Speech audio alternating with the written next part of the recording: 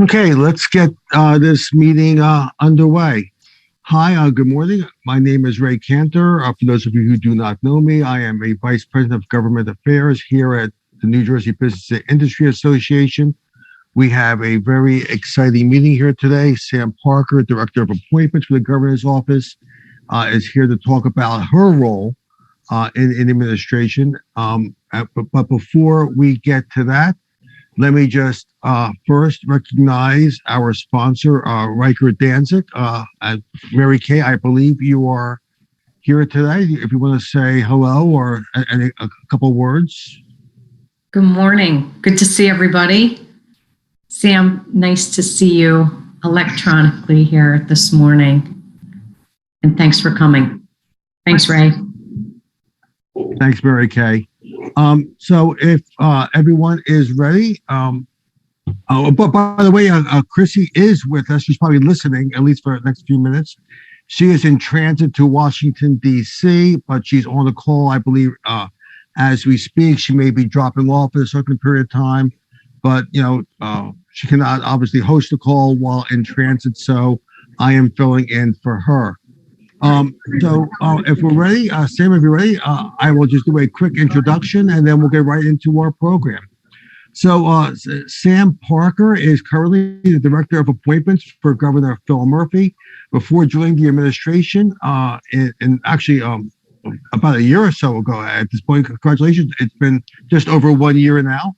Sam served as the Development and Political Affairs Director for the Society for the Prevention of Teen Suicide. Sam was also Congressman Pallone's Deputy Campaign Director and Deputy Field Director for the New Jersey State Democratic Committee. She actually has a fairly long resume of things that she has done the last several years, but I will leave it, at that point. Needless to say, she has been involved in New Jersey politics and actually in Maine and North Carolina politics for quite some time. And we welcome her here today. So, Sam, you do have in my opinion, one of the hardest jobs in the administration. Everything from judges to all the boards, all come through your office. So I know, we're all dying to hear how you do your job. What are your top issues, and what do we need to know? Right. So a couple of things. First of all, thank you so much for having me today. I'm really excited to chat with you all. I also just want to make sure, I feel like I'm hearing something in the background. So if we can just check to make sure that everyone's muted, because I'm not sure they are. A couple of things before we start.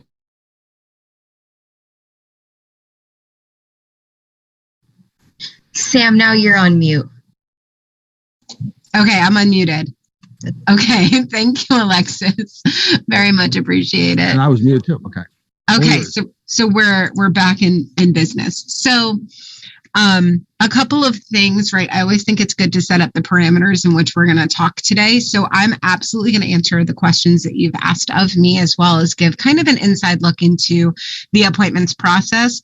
I always like to leave room after so that if folks have questions specifically about the appointments process, that's going to be helpful, because I'm more than willing to answer questions of that nature. But if folks really want to get into the nitty gritty, you've applied to be on a board or commission, now is not the time for that, but we can absolutely follow up with me afterward.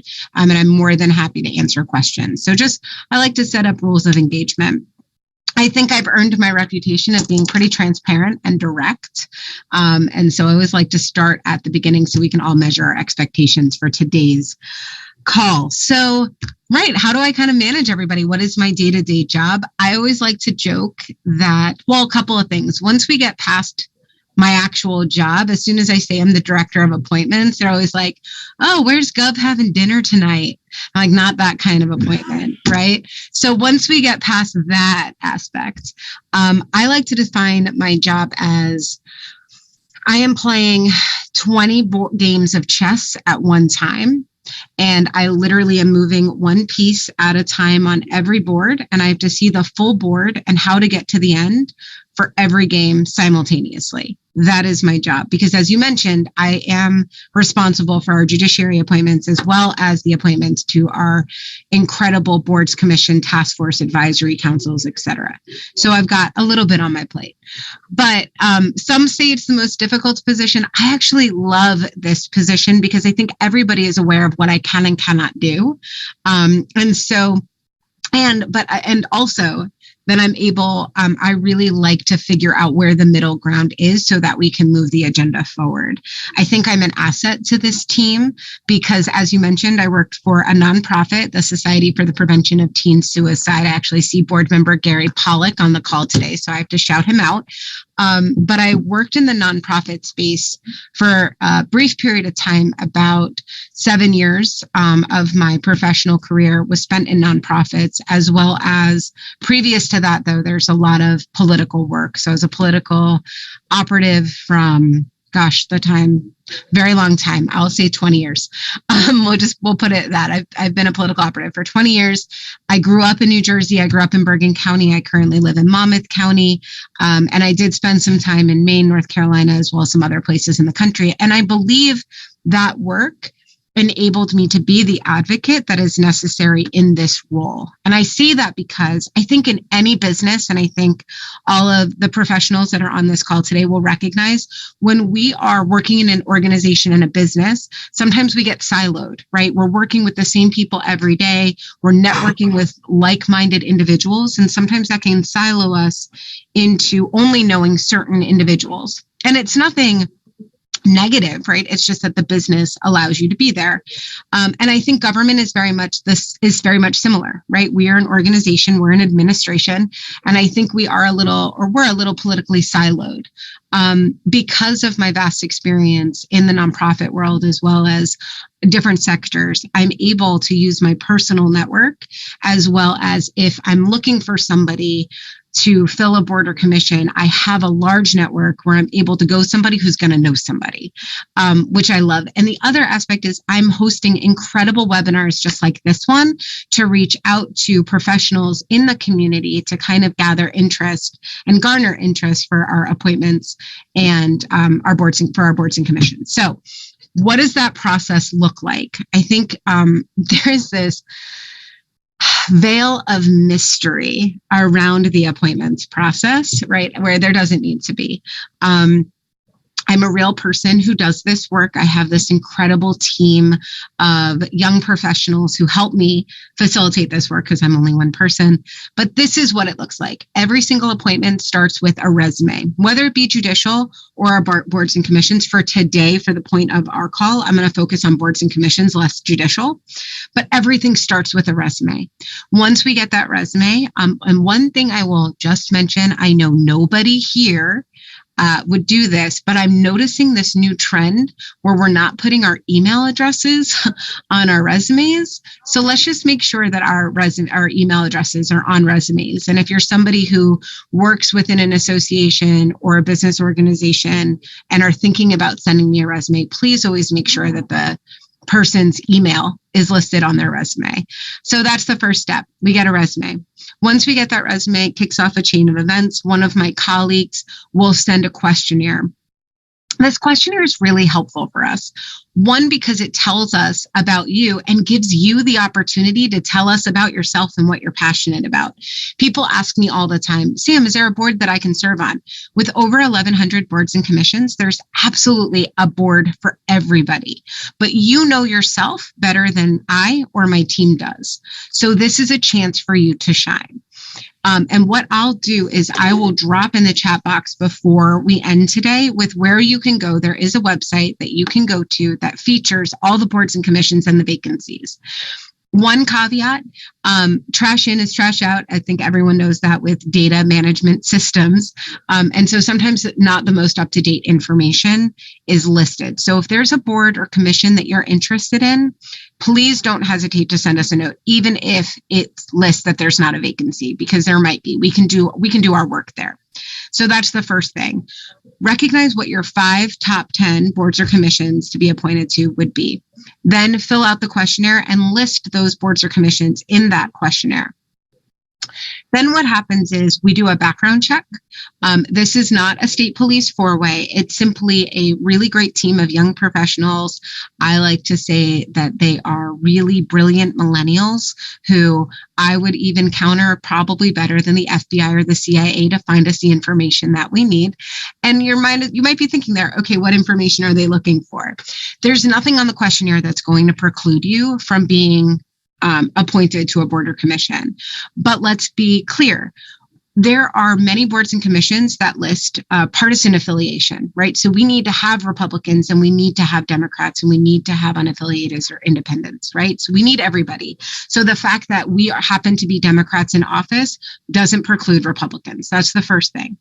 The second thing to note is there's definitely a way. I think it's important. Obviously, the governor makes these appointments, right? They're all within his purview and they are all at his discretion. If you're somebody who disagrees with his policy, that's totally acceptable. We understand that there are people who have different constituencies and can disagree with policy, but there is a respectful way to do that.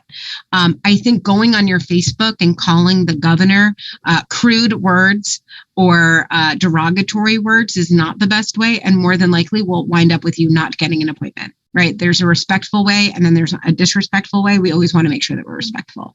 So that's what my team is looking for. I just want to make sure also that candidates, in a way, there's a certain level of integrity that we are looking for when it comes to our boards and commissions, which I think everyone can appreciate. And we want to make sure that the individuals that we are appointing to boards, are qualified and true representatives of our communities. And when I talk about diversity, because it is my job to make sure that our boards are diverse, I'm not just looking at gender and race equity. I'm also looking at making sure that we don't have one point of view. And that one point of view makes sure that we can have people at the beginning of their professional careers, at the tail end of their professional careers. And we want to make sure that we have representation from every single county in the state. So we do our best to make sure that all boards aren't just driven by one county or just counties in the north or just counties in the south. We do like to make sure that there is good representation when we can. So again, the questionnaire. The other thing I want to mention about the questionnaire is two things. One, there is a financial component to this questionnaire. I know that in communities of color, sometimes that can be challenging because communities feel either shame or judgment when it comes to their finances. Unless you have embezzled millions of dollars, being late on your taxes or working through a financial issue is not going to preclude you from getting on a board. End of story. So we just want you to be honest about what financial situation that you're in. Also, at the end of your questionnaire, you're going to see a self-identification section.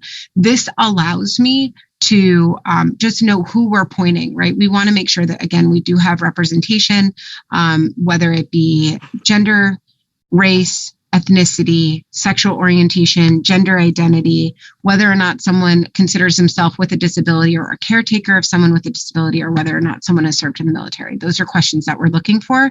And in all of that section, prefer not to answer is absolutely a choice. So it's up to you. So that's the questionnaire. You'll send that back to my office and then we begin the vetting process.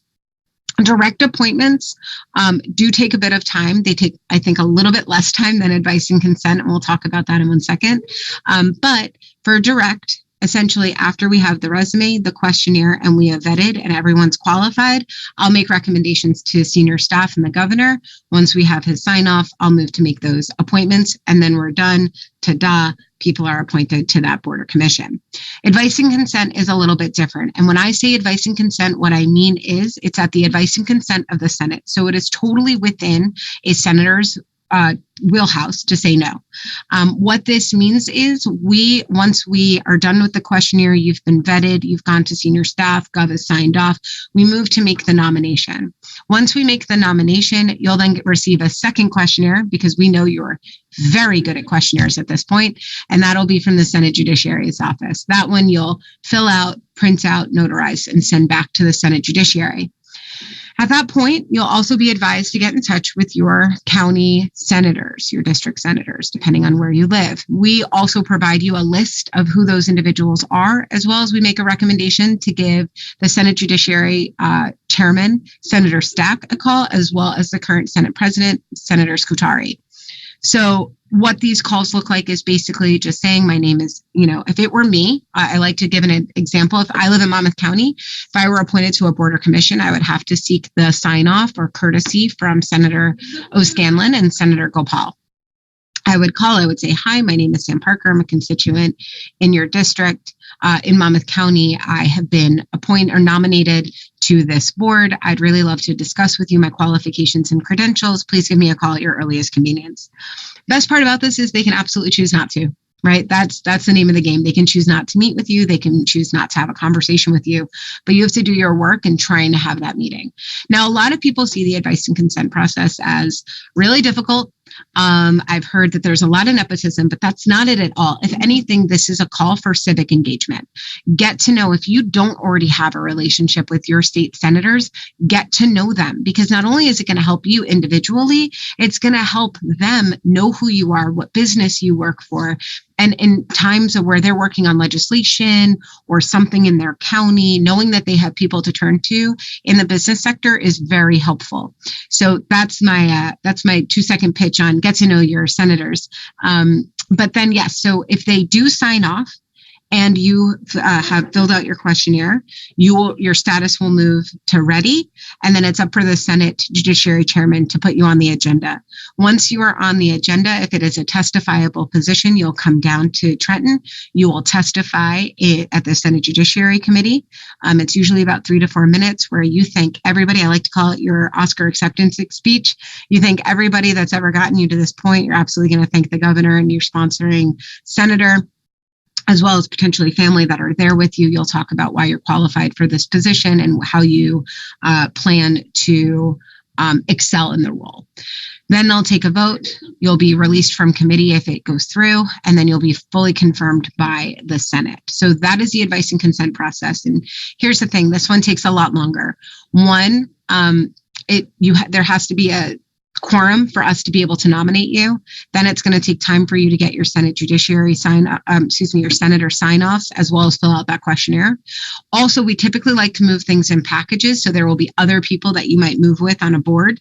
And it just, until everybody is ready, it's only at that point that usually the Senate Judiciary Chairman will pull everybody forward. So that is the process for advice and consent, as well as a direct appointment. If anyone has any questions, I like I don't think there are any in the chat feature, but I do love the raise hand feature. So if we could maybe, Ray, does that sound good if folks do the raise hand feature? No, absolutely. Unless you have other questions for me. Well, let me turn to the crowd first, and then before I ask you some questions, does anybody have any questions about Sam? Oh, I'm sure you guys are all dying to know how decisions are made over there. So let me just jump in. Obviously, the appointment process, while you said 11, that's amazing, by the way. I don't even know how you keep track of 1,100 boards, or if anyone, I'm surprised there's a list actually that's out there. We are actually starting to go through to see how many are still, it seems as though there are some that are inactive, especially during the COVID pandemic. So we're working to address that as well. So that number might decrease. Well, so let me ask you this basic question again. And when I was, in the executive branch department, and we were working on, providing information or suggestions to the appointments office, there was always a problem of, as you mentioned earlier, of the information being current, keeping track of, who's on, what vacancies are there, and when everyone's appointments were going to expire. How accurate are those lists? How do you manage to keep current 1,100 boards and commissions? Slowly. How did you say? Slowly. How is it possible? It's a difficult process. I think one of the things when I came into this position was building relationships with all commissioners, as well as their chiefs of staff and those who directly handle the boards and commissions that are housed in the departments, and then building relationships with the executive directors of those that are in but not of certain departments, right? That's our first step to see where folks are. I think also the fact that we have been able for meetings to still happen via Zoom has been really helpful for folks to keep engaged, which is less likely than for a board or commission to be classified as inactive. Also, in addition, I do think that there are boards and commissions we haven't filled in quite a bit of time. And I think, as I mentioned before, trash in is trash out. I'm one person. I have a team of 5. We do the best we can to fill these as quickly as we can. It does take time. But it's like as soon as we fill one board, there's another one that comes through the legislature that we have to pop up and constitute. So there's never a lack of work, right? There's never a day where I'm like, I have nothing to do. That's really not it. I do think part of it is we did inherit, and this isn't a knock to any previous administration. We inherited a data management system from the Christie administration. As I mentioned, trash in is trash out. So if people are entering in information or information is entered incorrectly, we don't have the best records. We're currently working in collaboration with the Center for American Women in Politics. They recently received some money through the legislature to do a real deep dive into our boards and commissions to see how many of them are still active, what the gender equity looks like, what the race equity looks like. So we are working in partnership with them. Also, there were hundreds of appointments that were made in Christie's last month in office, many of which were never tracked. So I think in the beginning of our administration, we were working through seeing who was appointed, if they were ever actually appointed, where those appointment letter went, as well as, since my tenure, as you mentioned, I've been here a little bit over a year, we have been working to find a new data management system, and we are almost procured that. And that's going to help us be we're working with an antiquated system at best. So this is also going to be able to help us rectify the inaccuracies on the website, because our data management system feeds the website. I know as well, again, you mentioned 1,100, of the governor's appointments, but there are also many direct appointments from departments where I'll take DEP, for instance. Absolutely. Where there are lots of boards which are commissioner appointments. Do you get involved with those as well? No. So typically what ends up happening is, and I just want to let everyone know, I'm putting in the I just put in the chat as well the website for folks to go to, as well as an email that if they're interested, you can fill out information on the website. Because we're having this webinar, I always like to give folks access to this different email address. It's appointments@nj.gov, where folks can send their resumes for consideration. When it comes to the appointments, they are recommended by the departments, that are recommended by the speaker or the Senate president. We very often don't get in the way of those appointments. If that's something that the Senate president or the departments want, they'll send me who their appointments are, and we'll make that. If it's ours to make, we'll make it. They'll make it directly. Usually they'll give us a heads up, just as I work very closely with the departments, so that everybody is on the same page. Claudine, you had a question? Yeah, thank you. Hi, Sam. Thanks for that overview. Appreciate it. I just wanted to ask, it's a logistical question, and just having, been in Trenton for 27 years and played on that site for many, many times, it seems that it no longer has the expiration terms for each of the members, and it also lost the search feature. So, not all of them start with New Jersey, and they all kind of have all different ways of doing it. But if I wanted to find all the boards that have emergency in it, I can no longer do that. So Yep, I didn't know if that was So we've worked with the new CRM that we are looking to obtain has those features. So those will be features that you'll be able to see again once we finish the procurement process, which I think everybody in government knows takes quite a bit of time. I am just waiting for the day where it's go time, because it'll be a very quick implementation period for us to get this up and running, and you will be able to do that. You'll have that functionality. Great. And just in case I'm missing it, the New Jersey Board of Medical Examiners doesn't seem to be on there. It definitely should be. But if you send me an email, and I will put my email in for everybody. If you just send me an email, I'm more than happy to provide you the information that you're looking for. We actually just recently made appointments to this board. Yep. Thank you. Of course. Jeff, you had a question? Yeah, was wondering if you could perhaps give me some advice on how to handle a situation, and this happens, sometimes where, especially in Essex County, I don't remember how many senators there are that represent Essex, but I think it's at least 4. But what's the best way for somebody from Essex to quickly or efficiently reach out to all these different senators? Do you, is it 4 or is it? It is 4. It's Senator Ruiz, Senator Rice, Senator Cody, and Senator Gill. So what I always like to recommend is start with their offices, send an email, follow up with, or actually make a call and say, I would love to talk to the senator about an appointment to XYZ board, because I would love to have their support. And then follow up with an email with your resume so that they know that you're interested, especially if you're a constituent. Okay, thank you. You're very welcome. Brad, you had a question? Yes, Sam, good seeing you again. Good seeing you. I had a question actually from the last time. How many people are actually on your staff that are involved with this whole review process? 4. Oh, 4. Okay. Currently 3. I am currently in the process of hiring. So if anyone knows of any young professionals, that is who I'm looking for specifically for this position. But it's an entry-level position. If anyone is looking for or knows some young professionals in their lives, I'm more than happy to please send me resumes, as I am soliciting them for this position, and I'm more than happy to receive them from anywhere. So right now 3, usually it's 4. Thank you. Absolutely. Any more questions from the crowd? Let me just, are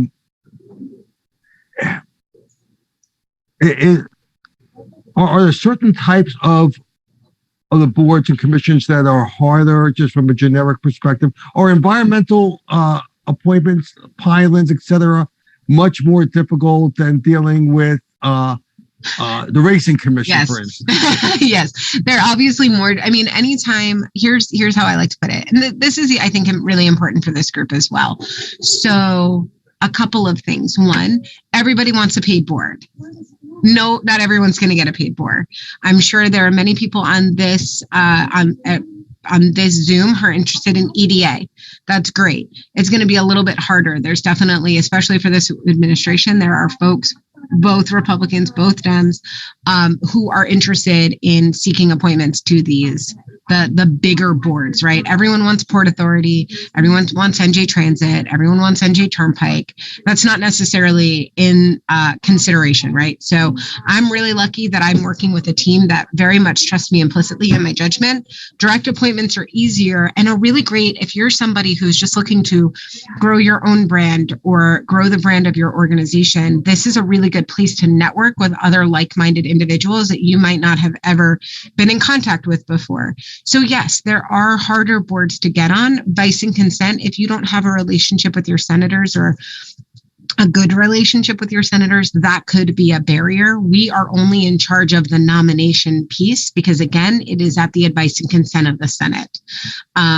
There have absolutely been times where, this administration gets called out for the fact of there are, especially for some of the harder boards to get on or the advice and consent boards, that there is a lack of gender equity or diversity, and which I like to push back and just say, look at the makeup of our state senators. And maybe that would be a reason as to why we wouldn't see equity or diversity as much. That isn't to say that there's anything negative about these senators that we have currently serving. They're all wonderful individuals. I'm just speaking to the sign-off process, right? It can be very difficult. We have qualified candidates that get stopped for no reason whatsoever. So it is frustrating. But I can say that's the other reason why I always suggest going to the website is I don't know what your passions are, right? Like you might be a firm consultant in the business world, and that's wonderful, but you might secretly love volunteerism and community service. Well, there's the Board of Volunteerism and Community Service, right? That you might be a really great fit on. So there are other ways to engage your passions and still serve the incredible state of New Jersey. Another technical question for you. I'm not sure if this is technical or not. You had mentioned in the application process, you're asking for certain financial information, but to what extent does a nominee or someone appointed to a board have to disclose, their financial background, and to what extent do conflicts get in the way? Obviously, if you're looking for people from certain industries, there may be conflicts because, they're in those industries. Exactly. So how do you handle all of that? Well, a couple of things. One, for public member positions on any of the boards, right? So there, for the Board of Medical Examiners or the Board of Nursing, for instance, we have public member specific spots. Those public member individuals cannot be involved in nursing or the medical field at all. The reason is because these are supposed to be unbiased parties, right? Well, if they're involved in nursing or the medical field, they are biased, right? They are within the line of thinking that your nurses that are actually filling that board would also be in. So these are supposed to be people who can see outside of the scope to offer other solutions. So that's the first thing. Second thing, when you're talking about recusals, we do consider recusals, and then that goes through our ethics. Right, either the state ethics committee, we have in-house state ethics. So I obviously clear them through state ethics if I need to be like, hey, what are the conflicts here? What were the recusals look like? If they're going to be recusing themselves on every single thing, then no. Like, for instance, we just made appointments to the Center for Hispanic Policy and Research Development. And there was a really incredible candidate who happened to be the CEO of the Boys and Girls Club. There was no way he was going to be able to serve, mainly because he'd have to recuse himself through every part of the process because they were a grantee. So it's how many recusals, like what does that look like? And then regardless of me making sure that we're good on our end, once somebody is appointed, everybody has to submit an oath of office. They sign it. And they also, in part of their onboarding process, go before state ethics committee to see what the recusals are going to look like. So that's the second part of your question. And then I think the third aspect, there was one other piece that you asked about. Oh, you guys could go back in 2 minutes in my mind. I know, it was recusals. It was... Well, financial disclosure. Financial disclosure, right. So that's the other aspect. So we do ask for information, right? We know that we have a lot of small business owners and tax schedules are different. And so sometimes people feel like, especially if they're working through their taxes from previous years, as long as you're honest with us, we do ask for, obviously we need to know if there are any conflicts of interest, like whom you're donating to and things like that. So I do believe there's a donation question there. We just want to have an idea of who you give to and at what levels. But that's about it. But certain boards, this is just a piece to stash away. There are certain boards that have a financial disclosure piece, right? So like for my position in this office, I have to complete a financial disclosure every year by May. For these boards to be onboarded because of the information, everybody has to do a financial disclosure. So if you are uncomfortable with your finances being public, then that would not be a board I would consider. But it's not every board, it's just a not every board, just certain boards, like all of our tax, like our tax boards, right? Like that would make sense. Or I'm sure EDA and the Port Authority, I'm sure. Yes. Yeah. CCC, CRETA, those all have financial disclosure components. Alexis, did you have a question? So at BIA, we have a diverse membership that touches really every industry. What can BIA and the people on this call do to help you throughout the appointment process and be more involved? That is such a fantastic question. So you all have different networks, right? So if there are folks that are looking for other ways to become engaged in their state, I always recommend, you should really, people don't think about serving on boards and commissions. And I'm also going to take a moment to speak up for county boards as well. If folks are feeling like, a state board coming to Trenton or being involved at that level might be a little much, there are localized efforts. There are always boards and commissions that people can be involved in on their county level as well. And that eradicates the issue with senatorial sign off. So that's one piece I want to plug.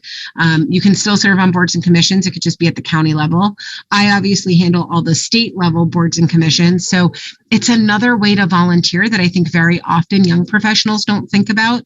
And yet it's a very good way to ingratiate themselves in with like-minded individuals, also from the same sector or also cross-sector, right? Because I think especially post COVID-19, we're seeing more intersectionality between the sectors.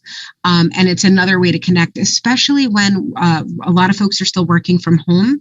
Our boards and commissions are meeting via Zoom. This is another way for people to, stay safe, but also be engaged. So always make recommendations. I put the appointments at nj.gov. I put my personal email. You can always, if there's somebody who you think would be a really great candidate, I always recommend talk to them first to get their resume, and then just shoot me an email and say, hey, Sam, thanks so much. I saw you on the webinar for NJBIA. I thought of this incredible person. They'd be interested in this board. Are there any vacancies, or would you consider them? And then we'll send them a questionnaire and start the process. There's nobody that I don't start the questionnaire from, right? We very much want to see our, the really incredible diversity from across the state and a true representation of New Jersey in these boards and commissions. Thank you for your question. Again, and you mentioned the questionnaire. Do you anticipate, or should people also have a letter of recommendation that comes with that? No, unless I ask for it. I always say less is more, mainly because it's just a lot for me to juggle and for me to we keep everything. And here's the other one specific thing I did forget to mention. If something comes up in a background check, or something comes up in the work that we're doing, it's this very interesting and very fine line to navigate, but we are not here to ruin anyone's livelihood. I appreciate anybody who wants to apply to be a part of a board or commission at the state level. That said, if there is a disqualifying factor, I will not disclose what that disqualifying factor is to the candidate or to the person who recommended them. I'll simply say the candidate isn't qualified, mainly because it's not going to move. I can't move it, but I'm not also trying to hurt anybody in the process, right? So if there's never going to be anything public or anything like that. And then what we do is we actually seal our records for 10 years as a confidentiality clause, so that there's nobody who could get that information also. Because as I really do recognize, right, I'm not naive to say, right, that I know that there are folks on this call who may be Republican, and that's great. We need Republican voices as much as we need Democrat voices. And I think it's hard, especially when we know, that we are the administration, to think that we wouldn't be after somebody, but we're not. That's why I go the extra step to make sure that everybody is protected. And it's just, they're unable to move forward on the vet. And you just raised a really interesting issue, which may be a lesson, for many of us. So you have a team of young people, and you mentioned vetting. Again, in my mind, I'm thinking traditional vetting, but you're really on people's social media. You're looking to see what they tweet, what they like. Everything's fair game. All of the above. Do you ever go back to someone and say, "Hey, you like this thing," explain yourself? No. I think that when people are who they are, right? And if they are engaging in manners that are disrespectful, or there's a difference between being against certain policy positions of this administration and there are differences between being against policy decisions that the administration has made, as well as not ascribing to the ideals that this administration preaches, right? So when it comes to, right, we have a strict like zero tolerance policy here in our office. We want to make sure that everybody feels safe, whether it's that they, however they identify, if they're LGBT, if they have used different pronouns. We always want to make sure that folks feel comfortable in their work environment, and we want to make sure that the same ideals are respected by our boards and commissions. So I'm not going to call someone and be like, oh, you kind of said something a little racist-y. No, I don't need somebody to explain their racism or how they're not racism. If it's something that does not fulfill the ideals of this administration, we're probably not going to move forward. And I think that's fair, right? I think that if someone's bold enough on social media or on Twitter or any of it to say things that are controversial, then they should stick by their controversial thoughts. And that's fair. Does anybody else have any more questions for Sam? Well, Sam, I thank you for laying all of that out, here today. 1,100 board, again, by the way, how many judicial How many what? Judicial? Yeah, how many judicial people are on the bench? A lot. A lot.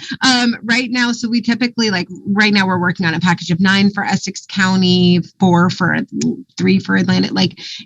There are a lot of vacancies. I think we had somewhere in the 60s range that we are working to fill quickly.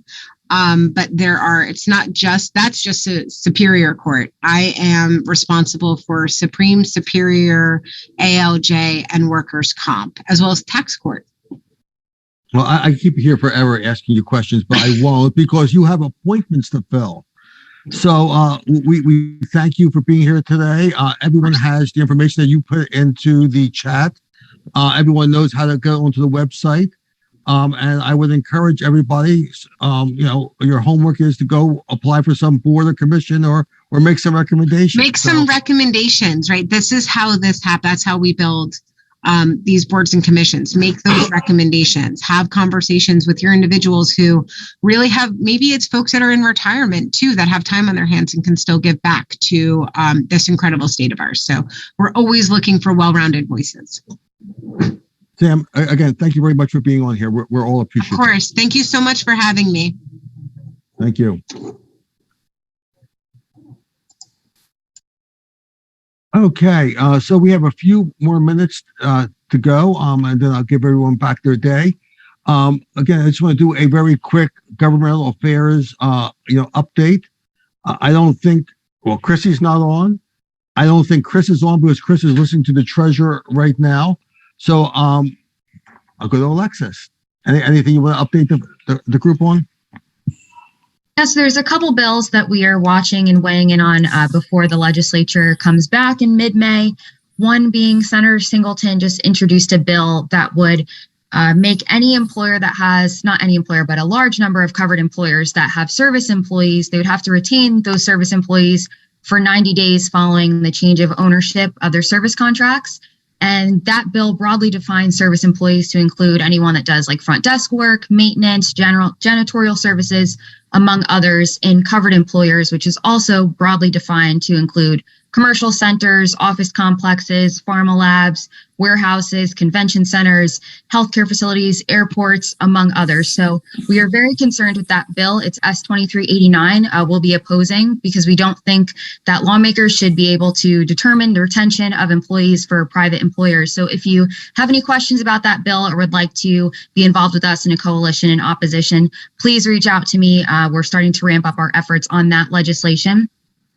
We're also weighing in on a home improvement contractor bill, which is A2138, sponsored by Assemblyman Moriarty, which would create a licensing board and a licensing process for home elevation and home improvement contractors. We're weighing in on some amendments to make sure that as he's seeking to elevate the profession and make a more uniform standard and protect consumers, that he doesn't make any too onerous regulations for the business community that would stifle business development in this area. So we're hopeful on some of our amendment requests on that legislation. Additionally, I mentioned a few months ago now to this group that we were working with Assemblywoman Timberlake on some amendments to A795, which expanded workplace accommodations for breastfeeding employees. We are working on those amendments with her to make sure that as we're strengthening the provisions to protect women in the workplace, that we have some balance and implementation for the business community. Additionally, Chrissy and I have been working pretty diligently with a group of some of our healthcare workforce to make sure that we can ramp up the healthcare workforce, because that industry really is in crisis, from nurses to certified nursing aides, home health aides. We're looking at ways that we can work with the governor's office to get some American Rescue Plan funds to go towards the healthcare workforce, work on workforce development efforts through our Pathways to Career Opportunities program, as well as working on some licensure reforms and some streamlining of processes through some of the administrative orders that are in place, and seeing what can stay in place beyond the pandemic that just makes it more workable for the industry. So I'm happy to take any questions. And I know Chris is on as well to give a budget update. Oh, good. No questions for you. Chris, are you here to give a budget update? I was just about to try and be you for a second, but I'd rather go to you. Ray, you would have done a better job anyway. Yeah. I was happy to jump out of the treasurer's hearing for a second, because the nice thing is she will be up tomorrow, so we'll get to hear a lot of the same thing. So good to see you all. Thank you, all of us, for spending time with us this morning, and thank you again to the governor's office. That appointments presentation was very helpful. Yeah, I guess just quickly on the budget, which is obviously the big news these days, is it's a mixed bag, and there's some good and the bad. I think anytime you have a $50 billion document, you're going to see some good and some bad. I think BIA is worried about the sustainability of the budget, with growth of $14.2 billion in just 5 years, $2.5 billion just this year. And yes, some of that growth is because of the pension increases and school aid increases, and debt service, things that are either required or not necessarily a bad thing. But some of that growth is on new programs that are not doing anything to make our state more affordable. And that leads into the second worry, is that despite all the talk about affordability, despite some of the good movement in the legislature, we don't see enough in this budget on broad business affordability. The one big affordability initiative is the Anchor program, which specifically excludes businesses. And yet property taxes, business pay, it's the biggest tax that businesses pay, and businesses pay about half of the taxes in the state. So it's a concern of ours, the affordability side. This budget, we'd love to see it include something on, there's the property tax proposal moving forward. That's a Singleton-Scutari bill that passed the Senate, S330. Costs $330 million, yet it's not reflected in the budget. We'd love to see something on UI, which is, again, a broad business affordability issue. There's nothing on UI. We'd love to see that part of the budget discussion. UI, there's the Madden-Greenwald bill that has moved out of the Senate Labor Committee. Now in the discussion is a new Fryman bill that is focused on small businesses. And I hope we get to a place where it's not an either or. And both of these bills would be great to address business affordability issues on the unemployment insurance payroll tax that they all pay.